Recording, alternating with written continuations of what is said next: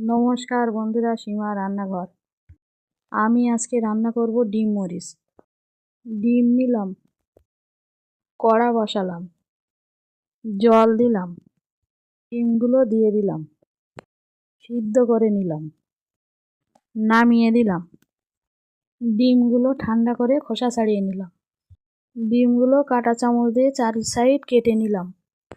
লবণ মরিচের গুঁড়ো ডিমের গায়ে মাখিয়ে নিলাম। মিক্সচার জার নিলাম, কেটে রাখা পেঁয়াজ দিলাম, কাজু দিলাম, কাঁচা লঙ্কা দিলাম, আদা দিলাম, মশলাটা বেটে নিলাম। টক দই নিলাম, দইটা ফেটিয়ে নিলাম। কড়া বসালাম, সর্ষের তেল দিলাম, তেলটা গরম করে ডিমগুলো দিয়ে দিলাম। ডিমগুলো হালকা করে ভেজে নিলাম। তেজপাতা দিলাম, বেটে রাখা মশলাটা দিয়ে দিলাম, কষে নিলাম। ফেটিয়ে রাখা টক দইটা দিয়ে দিলাম, নাড়াচাড়া করে নিলাম।